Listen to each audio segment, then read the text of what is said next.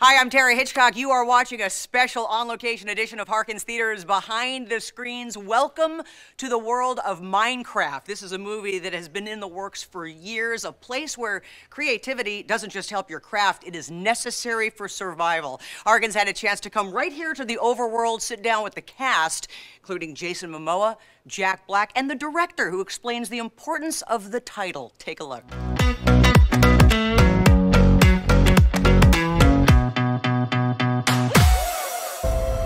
I am Steve. As a child, I yearned for the mines, but something always got in the way. Go on! Get out of here! I'm Tara Hitchcock. I work for Harkins Theaters, the largest independently owned theater chain. I'll be honest, didn't know a lot about Minecraft, so I have relied on Will to ask my first question. Yeah. And hopefully you can hear this. Here we go. Hi. Tara doesn't know much about Minecraft, but I've been playing it my entire life. How do you add so much emotion to a character like Steve who's super bland and boring? Who are you? I I'm Steve. How do you add emotion to somebody that they're used to not having a whole lot when they play? Well, it's a blank canvas, Yeah. so I just injected myself into that character. I put all my rocket sauce and my energies into it, and there's a lot of high, intense, fun. Yeah. That's what I did. I want to get some of that rocket sauce. Yeah, man. I should bottle it. You should bottle it. I got a little bit on me, which boosts my lower. You got I don't have plenty quite of as your much own. rocket sauce, but he definitely got me up to that level. His question for you, I won't go through playing it, but his question for you is, how long would you survive in the world of Minecraft when you have to craft everything and beat monsters like zombies, creepers, skeletons, and beat the Ender Dragon? I'm not gonna lie to you, I'm pretty bad at games. I mean, Really? yeah, I'm horrible at video games. And So not long is your answer. Yeah, I die a lot. I'm like really bad. Any game. You know what it is? I think you just don't like staring at screens. You like to get out there in the world and go on real life adventures. I do. Which is but just even plain like healthy. if I were to Let's play call it pool, what it is. It's healthy. Video games are fun, but you gotta get out into the real world as much as possible. Am I right? Am I right? You are, but I really love, and why this was brought to me is just I do the imagination and how important it is in being creative and building these worlds. I mean, that's beautiful. It's a beautiful. Just because I don't play it doesn't mean I don't do it in real life. I think it's amazing that you get to build all these worlds and then add the survival mode that just amps it up and something that's beautiful. Yeah. That's why it's lasted so long. This is a crafting table. What is the coolest thing that you all have built and created that you're genuinely proud of? In real life? In real life. Like the first thing you created or made by You hand. know, one time I made a Star Wars character for my boy when he was a little kid. He loved Star Wars, and I got one of those kits where you get the materials and you arts and crafts it and sew it together and stuff in the cotton stuffing to make the Bamfa, but it looks like an elephant, but it's kind of like a white fur and huge curly tusks. Can't remember what it was called. I it was pretty cool. proud, but it took me days. You ever make something? I would say I directed, wrote and directed and That's gotta big. be responsible for the whole thing. I think that was a beautiful moment because I really love the wardrobe and the props and everything, locations, and I just got to be responsible instead of just like be the actor and you never know what's gonna happen with it. I got to edit, do everything, so I really enjoyed doing that, and because I'm not good at building. Yeah. You'd think I'd be like, oh, I can do cars. You'd be good or at something. woodworking. No, I'm pretty bad. Yeah. Garrett the Garbage Man Garrison. Gamer of the Year 1989. Whatever. I barely think about it. I know they're rapping me. One of my favorite lines is the one you deliver in the trailer. I barely think about it. You know, you're big. I love that. What do you guys find yourself thinking too much about these days? I mean, I'm always thinking about my boys and how how they are gonna grow up, and am I doing them right? Am I parenting right? And when you have kids, you don't think about how much you're gonna worry about everything. That just consumes my mind probably too much. Motorcycles? Yeah, no, the state of the world. Yeah. It's just like there's just a lot of things that you want to leave for the next generation, and I'm just trying to keep up the care and wanting to care. The survival of humans Yeah. in the universe, Yeah. in this delicate, fragile planet We're being Jeez. tested that we for call sure. home. What in the hell? I know you were born in what, 1989? So I you was. missed out You on did the your 80s. homework. Yes, I'm an 80s baby. You're an 80s baby. But I'm not an 80s baby. I get it. I'm older than you, and the 80s were. Was it? Oh, it was great. What did you learn about the 80s doing this film that you kind of wish you were around to witness? I think it's your clothes. It's the hair. It's the clothes. yeah. It's the look. You know what I mean? Like, I think that, and then the games, the arcade games, you know, but they still are around, you know, like Sure. all of those games are still with us. So I get some of that. This is a very different role from the role I interviewed you for last week with Yes. Sophia from the car. You're not seeing me cry today. All my life. No tears. All my life, you had to fight in that one. It sounds like you had to run in this one. Yes, that's so cute. I did. How much running did you do? A lot of running. Thank God. It was helpful to get in those dresses for all of the press I had to do for Color Purple because I was doing them at the same time. So it was running on this set and then trying to squeeze into a dress afterwards. But I love doing physical comedy. I truly do love it.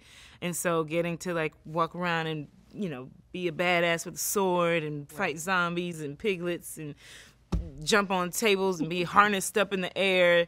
I love that stuff. What the hell? When you're so talented as a singer, is it nice to not have to exercise that muscle in a film? Or do you kind of wish they could have scripted maybe a little number, little musical number, just because we've got you on set? Sometimes I'm like, you could have scripted it. The only thing I really wish maybe we could do a Minecraft movie 2 is a little duet. Like, I would love to have sang with Jack Black. That would have been fun. Yeah, next movie. You know what could have used a Danielle Brooks song? What? The Man Sandwich. That Man Sandwich could have used a little. I feel like if we start the Man Sandwich before it becomes a true Man Sandwich, and then you come in with some kind of estrogen in there, like a powerful number. Yeah, just hitting them with. It's time for the Man Sandwich. Ooh, time for the Man Sandwich.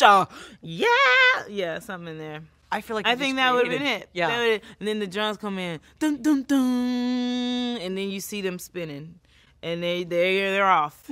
I think that'd be it. Oh, amazing. Minecraft. This is the loyalty cup. $3 refills at any Harkins, Jerry. Hey, I love it. Man, I'm there. In the overworld, Wow. anything you can dream about, you can create. I want to ask you about the title, because I heard an interview where you talked about the importance of a Minecraft movie versus the Minecraft movie. Yeah, Dang. totally. You know, when you play the game, there's no story to the game.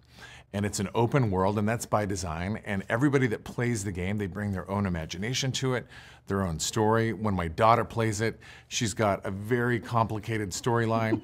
She built a hotel that she just, you know, populated full of wolves, and it's total chaos. And it's like, that's pretty awesome. And so ever since the game came out, the Minecraft community, they've been making their own content on YouTube, you know, where they bring their own special story and unique perspective to the game.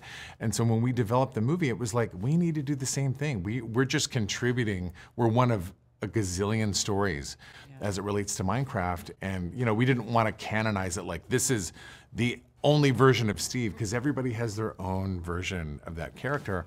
But this is a version of it, and that kind of liberated us and created an opportunity to just have fun. And everybody that worked on the movie, we just brought what we love about the game to the film. It's interesting that you kind of led to my next question with something like Napoleon Dynamite, which is personal to you, it's Yeah. your thing, versus something like this where it's very personal to a ton of people. Absolutely. How much pressure do you feel, if any? Yeah, no, oh, absolutely. Like, you know, one of the things that we did, like, our biggest partner was Mojang, who made the game. And so everything that we did in the film, we poured over so many details that we wanted to get right. And, but at the same time, celebrate what we love about it. Okay, and just go? Yes, lean forward and go. And you guys have a little zip line set up, and I shot some stand-ups. I got a little slight fear of heights. I know it's not a crazy thing, but I was a little bit nervous. As a fan of Jack Black and Jason Momoa, can you please describe in detail what the Man Sandwich looked like on set? Oh my gosh. Because that is a so dream. we've got a really crazy chase sequence in the film where Jack Black and Jason Momoa are flying. They're getting chased by this armada of piglin warriors, and they get in a very compromised position as they're flying. Very tasteful, very PG. Yes. But it's the man sandwich, and we had such a riot shooting that scene. Everybody was laughing their brains out. They were in crazy harnesses. It was super uncomfortable for them, but they were total pros. And Jason had so many funny ideas about how crazy it would get, and our stunt team just did an amazing job bringing it together. But they're hanging upside down for hours. It took almost a week to shoot that sequence, and it was fun. What? Yeah, Garbage Man isn't speaking English or Espanol. The 80s was a very important decade to me. I know you guys probably weren't born. Having done this film, what did you learn about the 80s that you wish you could have experienced like I did? I guess maybe without all the technology, just having the freedom to run around as a kid, I guess. Yeah. Yeah. I mean, of course, like told, when we were younger, but I think I always forget that, like, now we kind of, like, when something's popular, it just becomes popular and then it goes away. But in the 80s and stuff, it was a very big thing for, like, a long time. Or it was so extravagant. But it feels a lot, it was just always just different. You do know that I actually went to school with a lot of people who looked like Jason's character. Fear is just weakness, hijacking your body's cockpit. Really? With the hair and the jacket and the car. Oh, yeah. I mean, did you fall in love with the look? I thought he pulled it off very well. I thought that was his hair. But it seems like him a lot. Kinda, and he kind of does wear stuff like that before, on set and stuff. Yeah. I think he should get bangs in real life. Yeah, I was torn on the bangs, to be honest. I'm a fan of the bangs. He should grow his hair out. I've been hearing different opinions. That's true. Yeah. All right, you've seen my cool. I ordered this on Amazon, and I know they've probably got a lot of merch and stuff coming out for the movie. Did you take anything from the set, keep anything, or have you seen anything that's about to come out on store shelves that you're like, I'm all about that? I put in a very long request of what I wanted.